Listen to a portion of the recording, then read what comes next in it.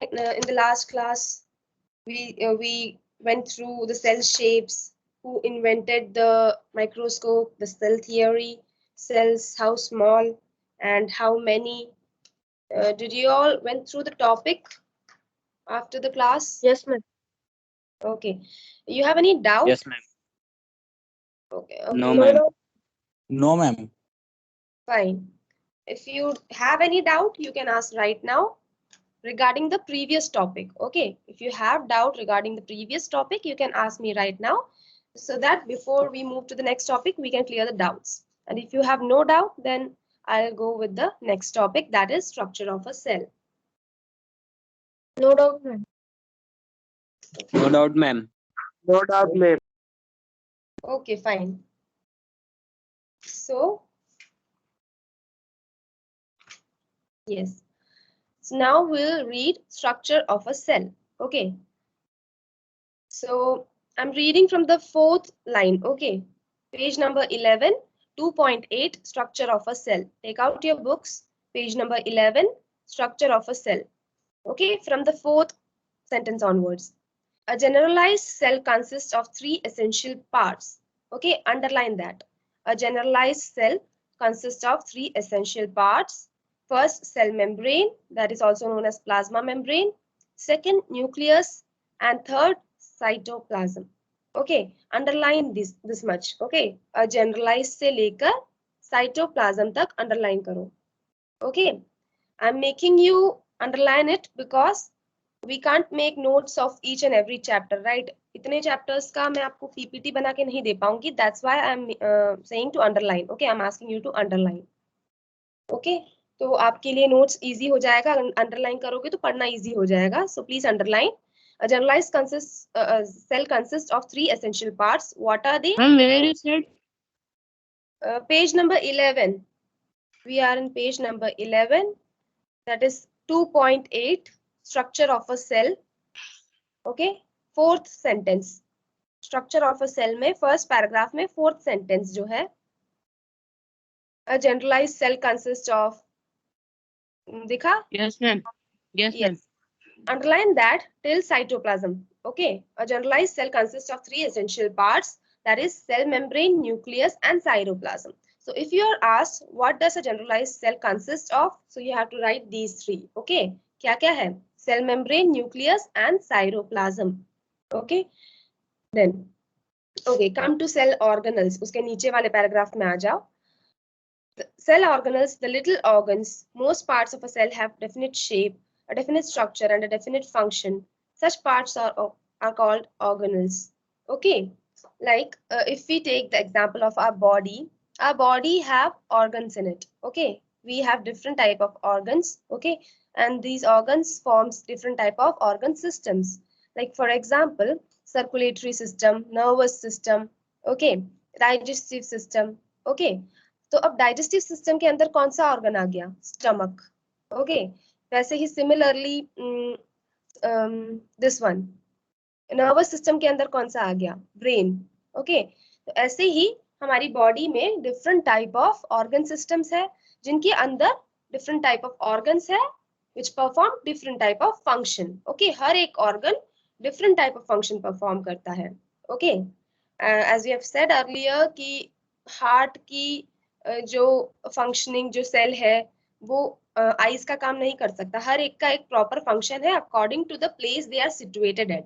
जो cell heart में situated है तो वो हार्ट के वहां का काम करेंगे. ओके, तो सेल ऑर्गेनल्स भी जो है वो हमारे ऑर्गन्स के अंदर प्रेजेंट होते हैं and they function differently. Okay, they also have different functions. Okay, फिर यहाँ पे सेल ऑर्गेनल्स की बात करी है. Underline that also. Cell organelles, the little organs, most part of a cell have a definite shape, a definite structure, and a definite function. Such parts are called organelles. Underline up to organelles. Okay, cell organelle से लेके तक. Okay, underline that. Okay, that's an important point. तो वहां पे किसकी बात हुई है? Cell organelle. सेल ऑर्गेनल्स को और क्या बोलते हैं? लिटिल ऑर्गन्स भी कहा जाता है. एग्जाम में अगर आए व्हाट आर लिटिल ऑर्गन्स, सो आपको लिखना है सेल ऑर्गेनल्स. ओके, फिर उसके शेप के बारे में, डेफिनेट स्ट्रक्चर और definite function. Okay, what does a cell organelle consist of? A definite shape, a definite structure and a definite function. Okay, then take the next. Okay, ma'am. Yes, take the next page, page number 12.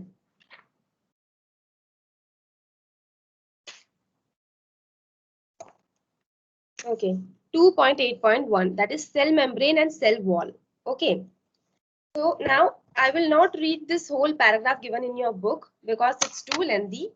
So I'll just tell you the basic characteristics and functions in a short way. Okay आप लोग अपने book में देखो, जो मैं बोल रही हूँ वो आपके बुक में भी लिखा है. Okay, these points you can see the bullets, right? Red red dot दिख रहे हैं, वो एक एक पॉइंट है ना, बुलेट्स में दिया गया है. तो वही सेम चीज I am going to tell you in a simpler way. Okay, so cell membrane के अगर कैरेक्टरिस्टिक्स पूछते हैं तो cell membrane, if you can see the diagram. Okay, आप पेज नंबर 11 फिर से ले लो, और एनिमल सेल और प्लांट सेल दिया है वहां. ओके, तो एनिमल सेल में और प्लांट सेल में दोनों में सेल मेम्ब्रेन होता है, राइट? तो सेल मेम्ब्रेन जो है वो बिल्कुल कौन सा लेयर होता है? Outer most layer. आप डायग्राम देख लो, अगर आप एक बार डायग्राम पढ़ लोगे, डायग्राम अगर आपको आप 2-3 बार अगर डायग्राम देख लोगे तो आपको डायग्राम याद हो जाएगा. फिर अगर एग्जाम में पूछते हैं what is cell membrane, what is cell wall, तो आपको ऐसे दिक्कत नहीं होगी, राइट, लिखने में. क्योंकि आप जैसे पूछा जाए कैरेक्टरिस्टिक लिखो सेल मेम्ब्रेन के, वैसे आपको फंक्शन सबके याद करने पड़ेंगे, पर कैरेक्टरिस्टिक हम डायग्राम से भी लिख सकते हैं. कैसे? अभी हम ये डायग्राम देख रहे हैं, इस डायग्राम में एनिमल सेल और प्लांट सेल. एनिमल सेल में सेल मेम्ब्रेन कहाँ आ रहा है, उसकी पोजीशन क्या है? एकदम आउटर मोस्ट. ओके, तो फर्स्ट कैरेक्टरिस्टिक क्या हो गया? Outermost in animal cell. Okay, अब डायग्राम में ही देख लो, it is very clear, very visible that cell membrane जो लेबल किया है बिल्कुल आउटर मोस्ट पॉइंट पे है. ओके, तो फर्स्ट कैरेक्टरिस्टिक क्या हो गया सेल मेम्ब्रेन का? That it is situated at the outermost part of cell in an animal cell. Okay, outermost in an animal cell. Plant cell में क्या होता है? Plant cell में outermost नहीं है. Plant cell में cell membrane is covered with a cell wall. Plant cell में outermost cell wall होता है. Okay, cell membrane, cell wall दोनों में difference है. Okay, membrane और wall में difference है. Animal cell में cell membrane outermost होता है, और plant cell में cell membrane सेल वॉल के अंदर आता है. सेल वॉल होता है outer most. Okay, you understood the difference? Yes, ma'am. Yes Yes, ma'am. Yes, please Yes, refer. ma'am. Okay, ये रेफर दैट डायग्राम जो पेज नंबर 11 में दिया है, animal cell and plant cell, उसके लेबलिंग भी बीच में की है. ओनली थिंग इज कि एनिमल सेल और प्लांट सेल में थोड़ा सा डिफरेंस है कि प्लांट सेल में 3 एडिशनल चीजें आ जाती है. क्या क्या है वो, कोई बता सकता है? Cell wall and Cell wall, that stomata, No, not chloroplast. Chloroplast. yes, I'll say cell wall, chloroplast, and one more thing is there. What is that? Vacuole. Vacuole. Very good. So cell wall, chloroplast, and vacuole are the 3 additional thing in plant cells. Okay. Okay, so you can write somewhere, और आपकी book में दिया होगा वैसे. Yes. So cell membrane हमने बात करी. Cell membrane जो है outermost है animal में. Okay. Cell membrane is composed of lipoproteins. Okay. Cell membrane lipoprotein से बने होते हैं. Lipoprotein क्या है? A type of protein. Okay. जो प्रोटीन से, प्रोटीन सिंथेसिस से बनते हैं, वो है लिपोप्रोटीन्स. तो सेल मेम्ब्रेन की कंपोजिशन क्या है? कंपोजिशन क्या है सेल मेम्ब्रेन की? Lipoprotein. The permeability of cell membrane is selective. अब सेल मेम्ब्रेन जो है, हमने प्रीवियस क्लासेस में पढ़ा होगा परमिएबिलिटी क्या होता है. ऑस्मोसिस पढ़ा है आप लोगों ने, उसमें परमिएबिलिटी का डेफिनेशन आता है कि what is permeability. Permeability actual में होता क्या है? तो हमने सुना है semi permeable, freely permeable, right? तो सेमी परमिएबल और सेलेक्टिवली परमिएबल एक ही चीज है. यहाँ पे लिखा है the permeability of cell wall, sorry cell membrane is selective, that is semi permeable. और सेमी परमिएबल का मतलब क्या हुआ कि सेल वॉल जो है, सॉरी द सेल मेम्ब्रेन जो है वो कुछ चीजों को ही, कुछ पार्टिकल्स को ही, कुछ आयंस, कुछ सॉल्यूट्स को ही अंदर और बाहर जाने देता है। ओके, तो सेमी परमेबिलिटी मतलब कि एक सेलेक्टिव चीजों को, सेलेक्टिव सॉल्यूट्स और आयंस को ही अंदर आने देता है। ओके, तो आप एक और चीज ये भी लिख सकते हो कि सेल मेम्ब्रेन सेलेक्टिवली परमिएबल है। ओके, आप उन पॉइंट्स को अंडरलाइन कर लो जो मैं बोल रही हूँ। सबसे ऊपर का पॉइंट है cell membrane is living and has fine pores through which substances में एंटर और लीव द सेल। ओके, तो आप सेल मेम्ब्रेन इज लिविंग को अंडरलाइन कर लो, सेल मेम्ब्रेन इज लिविंग। फिर आप नेक्स्ट पॉइंट भी लिखना कि cell membrane is composed of lipoproteins. Okay, फिर थर्ड पॉइंट आता है permeability, that is you can write cell membrane is selectively permeable. Okay, और फिर अगर आपको डिस्क्रिप्शन लिखना है उसके आगे तो आप ये भी लिख सकते हो, that is it allows only certain substances to pass through it while it prevents others. Okay, जो सब्सटेंस सेल को खराब कर सकते हैं उनको वो अंदर आने नहीं देता, कुछ particular substances, okay, certain substances को ही वो अंदर आने देता है। ओके, नाउ उसके बाद लिखा है plant cells have a cell wall surrounding the cell membrane. Okay, plant cell में सेल वॉल होता है जो कि सेल मेम्ब्रेन को कवर करता है, उसके भी बाहर सेल मेम्ब्रेन के भी ऊपर एक और सेल वॉल होता है। तो प्लांट में जैसा हमने बोला cell wall is the outermost layer. Okay, और सेल वॉल जो होता है वो किससे बना होता है, सेलुलोज से। सेल मेम्ब्रेन किससे बना होता है, लिपोप्रोटीन से, दोनों में। Yes, so cell membrane is made of lipoproteins, cell wall is made of cellulose. Okay, जो कि एक नॉन लिविंग सब्सटेंस है। The cell wall gives shape and certain degree of rigidity to the cell without interfering with the functions of the cell membrane. Cell wall का जो एक और characteristic है क्या है, cell wall gives rigidity and shape to the cell. Okay, वो cell की shape, cell को शेप देता है और उसे रिजिड बनाता है, कि रिजिड मींस टाइट। ओके, तो वो रिजिडिटी और शेप देता है इसको सेल वॉल को। Okay, now sorry, cell wall gives rigidity and shape to the cell without interfering with the functions of the cell membrane. Okay, cell को shape देता है। Now the last point is the cell wall is freely permeable, allowing the substances in solution to enter and leave the cell without hindrance. Okay, हमने cell membrane की बात की, cell membrane is semi permeable or selectively permeable. Okay, it allows only certain substances to come inside, but cell wall जो है it has a difference than cell wall, sorry, than cell membrane. Cell wall is freely permeable. Okay, वो allow करता है substances को अंदर और बाहर जाने के लिए। Okay, so you understood the difference between cell wall and cell membrane? Yes, ma'am. Yes, ma'am. Fine. Okay, so अगर एग्जाम में आए कि डिफरेंस लिखो सेल वॉल और सेल मेम्ब्रेन के बीच में, you have to write these things कि एक तो उसका कंपोजिशन क्या है। एक डिफरेंस आप लिख सकते हो कंपोजिशन के ऊपर, क्या कि सेल मेम्ब्रेन लिपोप्रोटीन से बना है, सेल वॉल सेलुलोज से बना है। फिर आप लिख सकते हो उनकी परमिएबिलिटी के ऊपर कि सेल मेम्ब्रेन जो है सिलेक्टिवली परमिएबल है, सेल वॉल जो है कौन सा है, फ्रीली परमिएबल है।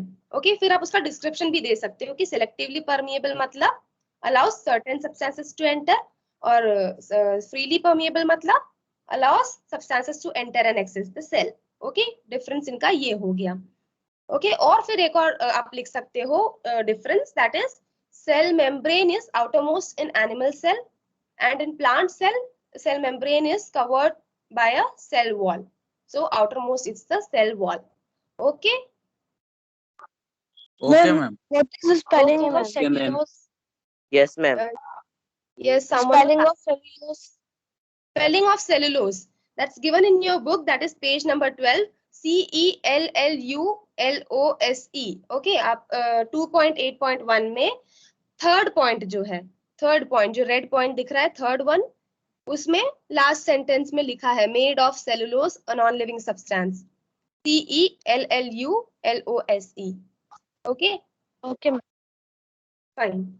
So a thin middle layer holds the two adjacent cells together. Okay, so okay, आपके बॉक्स में एक चीज दी है, cotton jute and coconut fibres are the cell walls of the dead cells. Okay, dead cell के cell walls होते हैं cotton jute और कोकोनट फाइबर। ठीक है, फिर आता है साइटोप्लाज्म। अभी हमने डिस्कस कर लिया सेल मेम्ब्रेन और सेल वॉल को, है ना। और मेक श्योर ये आप ये 3 डिफरेंसेस जरूर लिखिए अगर एग्जाम में आए तो, क्योंकि ये एग्जाम में आते हैं डिफरेंसेस, क्योंकि दीज आर वेरी कंफ्यूजिंग, है ना। पहली बार में ऐसा इजीली याद नहीं होगा, हम इसको 2-3 बार एक बार समझेंगे तभी याद होगा। तो एग्जाम में ये आते हैं और बच्चे कंफ्यूज होते हैं, तो इसलिए मैंने इसको 2 बार रिपीट करके बताया एक्चुअल में डिफरेंस हम किस बेसिस में लिख सकते हैं। किस बेसिस में लिख सकते हैं अगर आप याद रखोगे तो आप अपने आप इजीली आपको याद आ जाएगा। कौन कौन सी बेसिस में लिख सकते हैं? एक तो उनकी पोजीशन वो कहाँ प्रेजेंट है, आउटर मोस्ट और है ना covered with this in plant cell, है ना। और फिर लिख सकते हैं permeability. Permeability. Yes, very good. And the third one is their composition. Okay, lipoprotein and Position. Okay, third one हम कंपोजिशन के बेसिस में लिख सकते हैं। Okay, so we'll discuss cytoplasm next. That is, cytoplasm is a semi-liquid substance. It occupies most part of the cell within the cell membrane. Okay, अब आप animal cell में आपके साइटोप्लाज्म के नीचे एनिमल सेल दिया गया है, उसमें साइटोप्लाज्म मार्क लेबल दिख रहा है आपको, बोल्ड लेटर्स में साइटोप्लाज्म लिखा है। Yes, तो ma'am. साइटोप्लाज्म, यस, तो उस डायग्राम से आपको दिख रहा है कि साइटोप्लाज्म क्या है, एक लिक्विड सब्सटेंस है, क्योंकि वो पूरे सेल में फैला हुआ है, राइट, पूरी सेल में वो फैला हुआ है और लिक्विड लिक्विड सा दिख रहा है, सेमी लिक्विड सब्सटेंस है वो, है ना। And it covers most part of the cell or it occupies most part of the cell. So you can underline cytoplasm is a semi-liquid substance और उसके बाद it occupies most part of the cell within the cell membrane. Okay, उसको underline करो. Are you underlining the things which I am saying? Yes, जो ma'am. Yes, ma'am. Yes, ma'am. yes, cell Yes, membrane, ma'am. उसमें भी underline Yes, कर देना. ma'am. Yes, fine. So cytoplasm is what? It is a semi-liquid substance. Okay, it covers most of the part of the cell wall. Okay, within the cell membrane. Now, under a compound microscope, it appears to be colorless. Okay, partly transparent या watery. अब compound microscope के नीचे cytoplasm जो है colorless दिखता है ना? It has no color. It is pale. Okay, watery है. तो transparent color सा दिखेगा आपको, बिल्कुल colorless. Okay.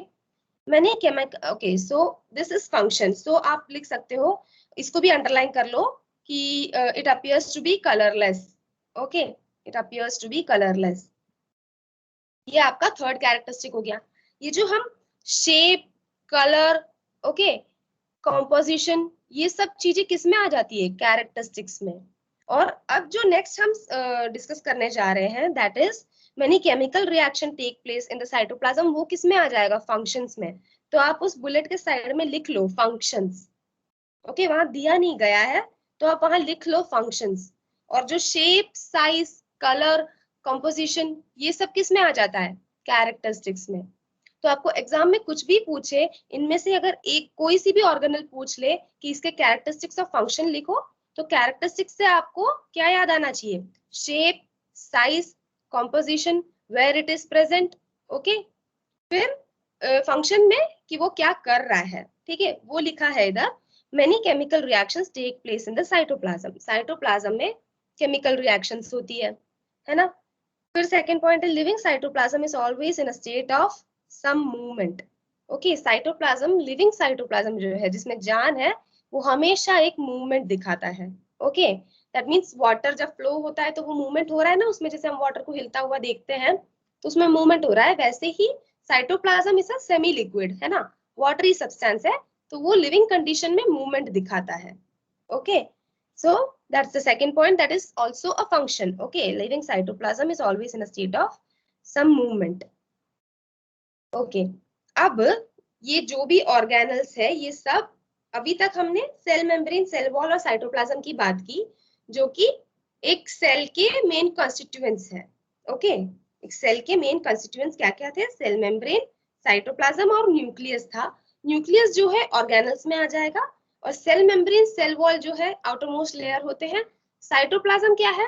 वो पूरे सेल को कवर कर रहा है, फिल कर रहा है उस वाटरी लिक्विड से. तो अब इस लिक्विड के अंदर और भी ऑर्गेनल्स प्रेजेंट है ना. हमको बहुत सारे ऑर्गेनल्स अभी पढ़ने हैं. There are so many organelles which are present inside a cell. Okay, अब इन ऑर्गेनल्स के भी कैरेक्टरिस्टिक्स और फंक्शंस है. तो first will discuss endoplasmic reticulum. Okay, So that's in page number 12. Okay, right hand side में endoplasmic reticulum. Okay, you can also call it as ER. Okay, आपको पूरा लिखने की जरूरत नहीं है, आप ER भी लिख सकते हो. It is fine in structure. Okay, आप उसको अंडरलाइन कर लो. The endoplasmic reticulum is so fine in structure. So you underline so fine in structure. Okay, उसको अंडरलाइन कर लो. Then come to the third line. It is an irregular network of double membranes. Okay, double membrane से बना हुआ होता है. तो आप ऐसा भी लिख सकते हो, आप इन दोनों पॉइंट को अलग भी कर सकते हो. आप पहले लिख सकते हो कि it is very fine in structure, first point हो गया. फिर सेकंड पॉइंट आ गया, it is an irregular network. Okay, third point क्या आ गया, it has double membrane. 3 point हो गए. ठीक है, हमने इस एक पॉइंट को 2 में डिवाइड कर दिया है. It is an irregular network of double membranes. तो you can divide that points और आप लिख सकते हो कि it is an irregular network, और फिर थर्ड पॉइंट में लिख सकते हो it has double membrane. Okay, 2 membranes होते हैं. Okay, so and these are distributed all over the cytoplasm. Endoplasmic reticulum जो है पूरे cytoplasm में distributed रहते हैं ना, हर कोने में आपको मिल जाएगा. ओके, ये भी एक पॉइंट आप लिख सकते हो. आपको जितने पॉइंट्स बना सकते हो आप एक डायग्राम से. आप सिर्फ ये प्लांट सेल देख लो या एनिमल सेल देख लो, उसमें माइटोकॉन्ड्रिया भी डिस्ट्रीब्यूटेड है, एंडोप्लाज्मिक रेटिकुलम भी डिस्ट्रीब्यूटेड है ना, साइटोप्लाज्म भी पूरा सेल कवर कर रहा है. तो उसी से हम लोग 2-3 पॉइंट्स बना सकते हैं डायग्राम से. Now, at its outer end, endoplasmic reticulum is connected with a cell membrane. Okay. So, अभी आप डायग्राम देखो. Come to the diagram. आप endoplasmic reticulum दिख रहा है आपको डायग्राम में? That purple thing. Yes, ma'am. Yes. Yes, ma'am. Yes, ma'am. So आप लोग पर्पल थिंग, जो पर्पल जो वो एंडोप्लाज्मिक रेटिकुलम है, वो बाहर की तरफ किसको फेस कर रहा है? सेल मेम्ब्रेन को. और अंदर की तरफ किससे जुड़ा हुआ है? न्यूक्लियस से. ओके, दिख रहा है ना? अंदर की तरफ ओके, ये सेल है. ठीक है, ये न्यूक्लियस है. तो और ये एंडोप्लाज्मिक रेटिकुलम है. तो एंडोप्लाज्मिक रेटिकुलम और ये न्यूक्लियस, तो अंदर की तरफ न्यूक्लियस से जुड़ा हुआ है, और बाहर कौन सी जगह फेस कर रहा है? सेल मेम्ब्रेन को फेस कर रहा है. यस. सो आप इससे एक और पॉइंट क्या बनता है? At its outer end, endoplasmic reticulum is connected with what? Cell membrane, and in its inner end, it is connected with the nucleus, okay, or the nuclear membrane. Okay, nuclear membrane आता है सबसे ऊपर, nucleus सबसे अंदर है, फिर उसके बाद nuclear pore, फिर nuclear membrane से आता है. तो inner में वो किससे connected है? Nuclear membrane से. तो ये आपके 2 और पॉइंट हो गए. इसको आप अलग से लिख सकते हो. आउटर एंड में endoplasmic reticulum is connected with cell membrane, 1 point. फिर एक और आ गया, इनर एंड में it is connected with nuclear membrane. Okay, so okay, then the third point, it appears rough when small granules called ribosomes are attached to it and appears smooth without them. अब हमने पढ़ा है, आपने शायद previous classes में पढ़ा होगा कि endoplasmic reticulum are of 2 types. Which are they? Rough and smooth. Rough and smooth. Correct. So rough endoplasmic reticulum and smooth endoplasmic reticulum are there. Okay. अब ये हमें ये जानना है how this endoplasmic reticulum becomes rough. Okay. So there are some granules. Granules मतलब छोटे छोटे substances, एकदम कंकड़ जैसे, पत्थर जैसे छोटे छोटे substances पूरे साइटोप्लाज्म में प्रेजेंट होते हैं. उनको हम बोलते हैं राइबोसोम्स. ओके, राइबोसोम्स बोलते हैं, वो डीएनए मटेरियल्स होते हैं. तो राइबोसोम्स जो है वो कई बार क्या होता है, ये राइबोसोम जो पूरे साइटोप्लाज्म में फैले हुए हैं, ये एंडोप्लाज्मिक रेटिकुलम के सरफेस में जाके अटैच हो जाते हैं. और उस वजह से, उनके अटैच होने की वजह से उनका सरफेस क्या हो जाता है? रफ हो जाता है. क्यों? क्योंकि ribosome is already granular substance. Ribosome already एक ग्रैन्युलर और रफ सब्सटेंस है. जब वो जाके एंडोप्लाज्मिक रेटिकुलम में अटैच हो जाएगा तो एंडोप्लाज्मिक रेटिकुलम देयरआफ्टर क्या हो जाता है? It becomes rough. ओके, तभी हम उसको रफ एंडोप्लाज्मिक रेटिकुलम नाम देते हैं. तो वही इधर इस पॉइंट में लिखा है, it appears rough when small granules known as ribosomes get attached to it, and without that it appears smooth. Okay, ये भी आपका characteristics हो गया. Okay, तो ये थर्ड पॉइंट, शुरू के जो 3 पॉइंट है ये आपके कैरेक्टरिस्टिक्स हो गए। ओके, आप उसको ऐसा एरो लगा लो थर्ड पॉइंट तक। ओके, तीनों पॉइंट एरो लगा के लिखो characteristics, and the last point जो है वो फंक्शन है। Okay, that is it forms the supporting framework of the cell. क्या करता है, सेल को एक सपोर्टिंग फ्रेमवर्क देता है। ओके, सपोर्ट करने के लिए प्रेजेंट होता है, and also serves as a pathway for the distribution of materials from one part of the cell to the other. Okay, अब सेल के एक पार्ट से लेके दूसरे पार्ट तक मटेरियल का डिस्ट्रीब्यूशन करने के लिए भी एक रास्ता है। कौन? Endoplasmic reticulum. It's a pathway for the distribution of materials from one cell part to another part. Okay, you understood the difference? You understood the function? Yes, Yes, ma'am. ma'am. Ma'am, this also we need to underline. Yes. Yes, underline that. Yes, ma'am. Okay, वो last point के वहां लिखो function और and underline it forms the supporting framework of the cell. Okay, ये हो गया first function. Okay, second function क्या हुआ? It serves as a pathway for the distribution of materials from one part to another part of the cell.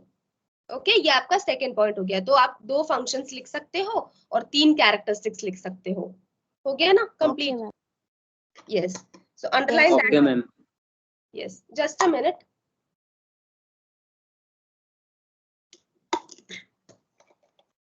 Now, second one is ribosomes. Okay, अभी हमने बात की ribosome क्या होते हैं। These are granular substances which are present in the cytoplasm. Okay, तो अभी यही लिखा है the ribosomes are numerous small granules either scattered freely in the cytoplasm or attached to the membranes of the endoplasmic reticulum. Okay, तो अभी हमने बोला endoplasmic reticulum में कि ये राइबोसोम जो ग्लैंडुलर सब्सटेंस होते हैं ये अटैच हो जाते हैं जाके राइबोसोम ईआर में, तो और उसको रफ बना देते हैं। तो राइबोसोम का कैरेक्टरिस्टिक हम क्या लिखेंगे? फर्स्ट पॉइंट आप अंडरलाइन करो कि ribosomes are numerous small granules. Okay, ये आपका फर्स्ट कैरेक्टरिस्टिक हो गया। Ribosomes are numerous small granules. Okay, then second point you can write scattered freely in the cytoplasm or attached to the membranes of ER.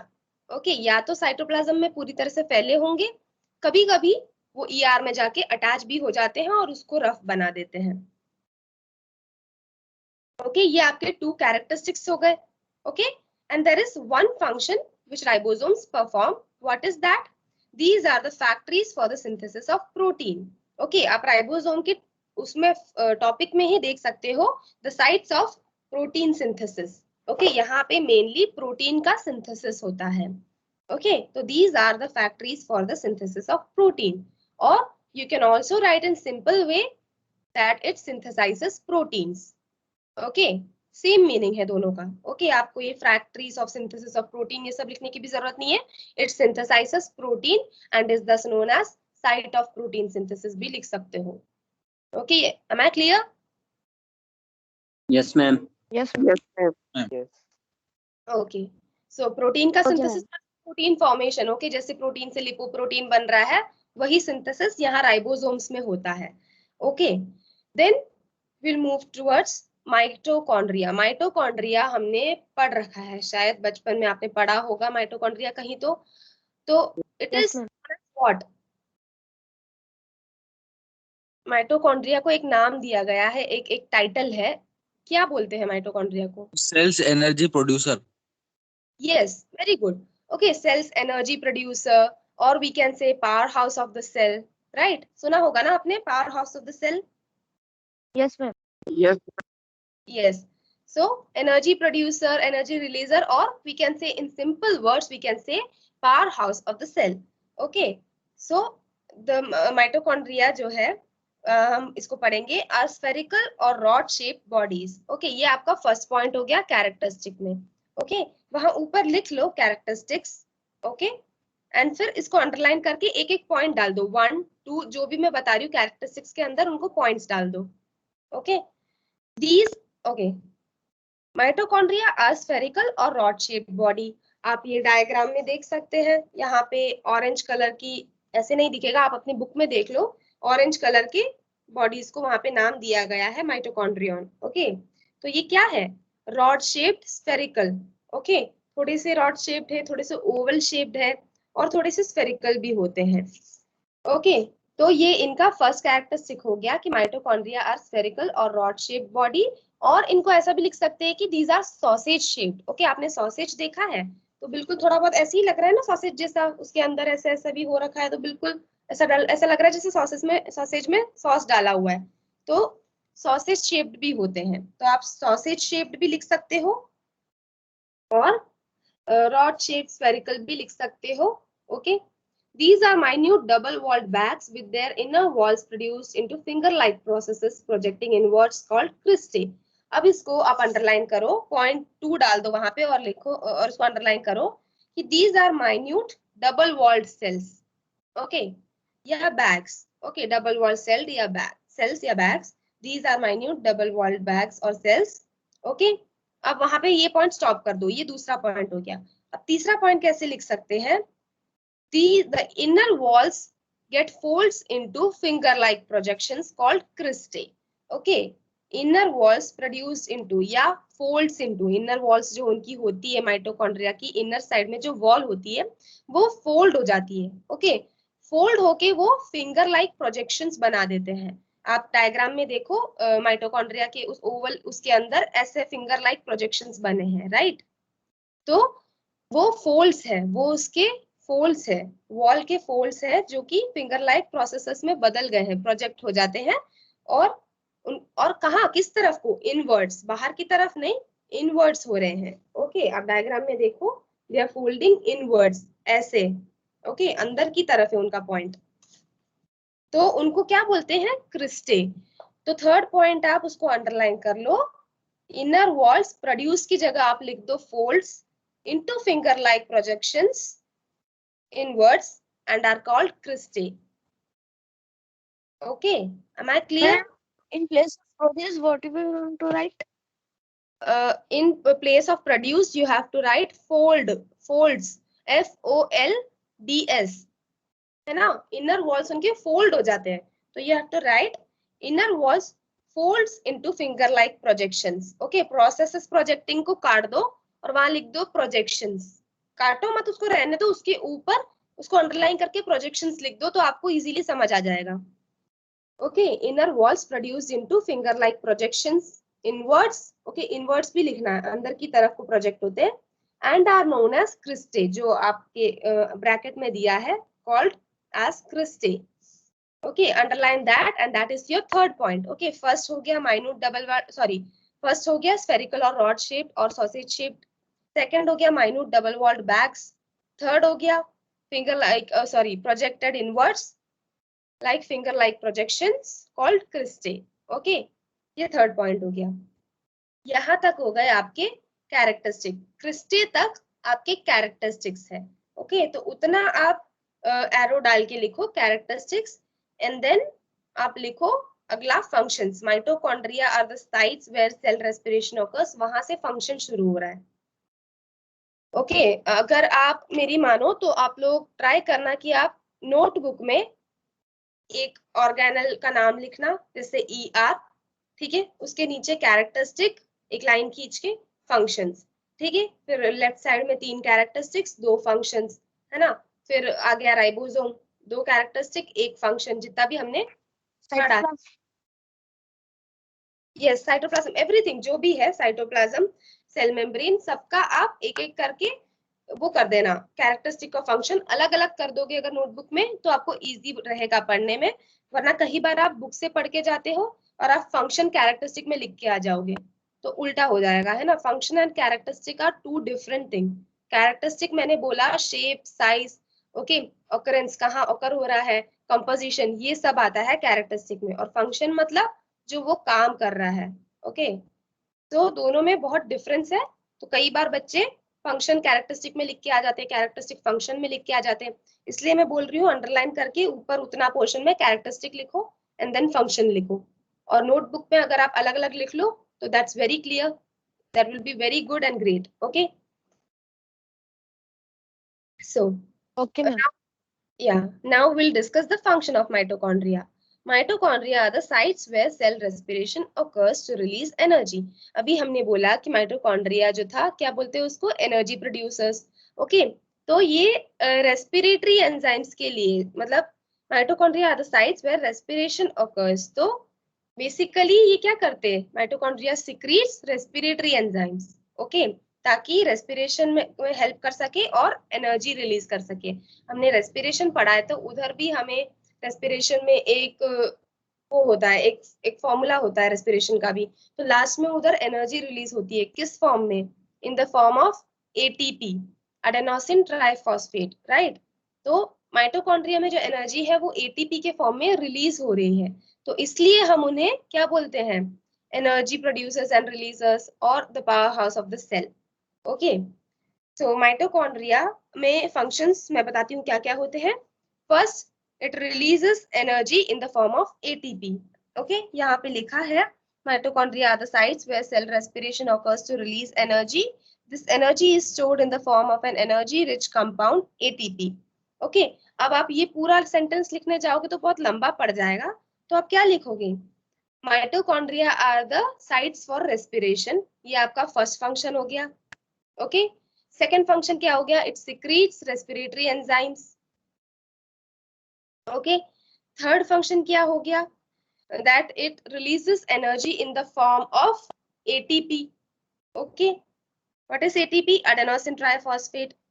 Okay, और ये ATP जो release हो रही है उसके साथ में ही लिखना है, it is released in the form of ATP and is used in the various metabolic functions of the cell. ये ATP निकल के बाहर नहीं जा रही है, ये सेल की मेटाबॉलिक फंक्शंस को इनिशिएट करती है. ओके, ये एनर्जी जो रिलीज हो रही है इस सेल की मेटाबॉलिक प्रोसेसेस, जो भी फॉर्मेशन हो रहा है, सिक्रेशन हो रहा है, उन प्रोसेसेस में इनिशिएशन करती है, इनिशिएट करती है उनको. ओके, स्टार्ट देती है. Then metabolic functions of the cell and in turn of the body, because they store ATP, mitochondria are called powerhouse of the cell. Okay, so mitochondria are also known as powerhouse of the cell.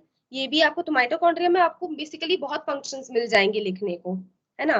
कितने, एक हो गया कि these are sites for cell respiration. Okay, second हो गया they secrete respiratory enzyme. Okay, third हो गया कि they store energy in the form of ATP. Okay, and are further used in metabolic processes of the cell. Okay, then हो गया because they store ATP they are known as powerhouse of the cell. Okay, ATP store करने की वजह से उनको powerhouse of the cell बोलते हैं. Power house क्यों बोल रहे हैं, एटीपी पावर हाउस क्या रिश्ता है, because ATP is in the form of energy. तो एनर्जी मतलब पावर देना, तो एनर्जी से हमें power house of the cell याद आता है. फिर mitochondria contain their own DNA which can replicate. इनके पास अपना खुद का डीएनए होता है जो कि रेप्लिकेट कर सकता है. ओके, या फिर इनको बोलते हैं seat of cellular aerobic respiration भी बोल सकते हैं माइटोकॉन्ड्रिया को. Okay, so mitochondria has its own DNA. पर ये जो it has its own DNA ये characteristic में आ गया. Okay, it is not a function. It comes in characteristic. Mitochondria has its own DNA. Okay. So anyone has any doubt अभी तक? No No, doubt. ma'am. No No, doubt, ma'am. Okay. Okay, so I have made notes also. थोड़े बहुत मैंने PPT बनाया है. That is from 10th standard. 10th standard में भी first chapter cell है, cell का revision है. तो I have that notes, उसमें मैंने differentiate किया है. तो मैं आपको वो PPT के फॉर्म में आपके Moodle डैशबोर्ड में अपलोड करूंगी. Okay, I'll upload that in the form of PPT और वहां जाके आप उसको रेफर करना. और वो रेफर करके वो वैसा वैसा एग्जाम में नहीं लिखना है, मैंने बहुत शॉर्ट फॉर्म में कैरेक्टरिस्टिक ऑफ फंक्शन लिखे हैं. आप लोग कोशिश करना उसको सेंटेंस बना के लिखने की. जैसे मैंने सिर्फ लिखा है, जैसे आप सपोज मान लो कि हाँ यस इरेगुलर नेटवर्क जैसे हमने बात करी थी, तो मैंने वहां पे सिर्फ इरेगुलर नेटवर्क लिखा होगा. तो आपको उसको सेंटेंस बनाना है एग्जाम में, it is an irregular network. Okay, बस आपको इट इज एन लगाना है उसके सामने. ओके, ऐसा बिल्कुल ब्लैंक वर्ड लिख के नहीं आना है एग्जाम में, उसको सेंटेंस बना के लिखना है. एंड आई होप आप सबको सेंटेंस बनाना तो आता ही है. ओके, हम 10th स्टैंडर्ड में हैं Yes. आप लोग.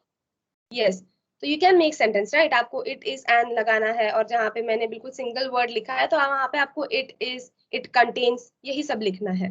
ओके, बेसिक इंग्लिश जो हम Ma'am, लिखते हैं। before it also you have uploaded any file? Okay, ma'am. Before it also you have uploaded any file? Yes, I have uploaded the previous video, the class recording. So if you want to refer that also, you can go to Moodle and refer that. Okay, I have No, uploaded no, any homework or file? no, Any no, homework or file? no, I have not uploaded any homework. Only one class recording, 1 or 2 class recording is there for the reference of the students जो class में नहीं आते हैं ना, उनके लिए और आपके Okay, लिए। okay, ma'am.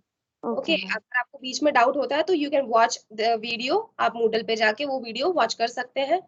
तो वो वीडियो डाला है, अब मैं पीपीटी भी डालूंगी, सिर्फ इनके कैरेक्टरिस्टिक और फंक्शन का, पूरा चैप्टर नहीं डालूंगी because this is very lengthy, है ना, इतना बड़ा पीपीटी Oh, बनाना पॉसिबल नहीं है मेरे लिए। ओके तो मैं इनके कैरेक्टरिस्टिक और फंक्शन आपकी अंडरस्टैंडिंग के लिए मैं डाल दूंगी मूडल पे। ओके तो you can refer that. Okay anyone Okay, has ma'am. Any doubt? No, ma'am. No doubt, ma'am. Okay, so we have Golgi apparatus, lysosome, centrosome, plastid. Okay, plastid में भी 3 types है, then granules, vacuoles, nucleus. तो अभी बहुत सारा बचा है। Okay, so आपके पेज नंबर 15 पे दे रखा है पूरा टेबल, मेन कैरेक्टरिस्टिक और चीफ फंक्शंस। तो आप लोग सीधा ये टेबल भी रेफर कर सकते हैं। ओके सो अभी आप लोग बताओ मैं पीपीटी डालू कि नहीं डालू, क्योंकि सेम चीजें उसमें भी है, थोड़े बहुत वर्ड्स अलग है। ma'am, don't send. Not Ma'am, send. It is. Don't send. Ma'am, don't send. It is here, so we will do. So I just saw, है ना, मैंने पहले देखा नहीं था, 15 नंबर पेज नंबर पे पूरा दे रखा है। Okay that table contains everything, cell wall, plasma membrane, सबका main characteristic function, everything is there, so you can write from here also, है ना। तो these same thing are there in my ppt only, so only some Okay, ma'am.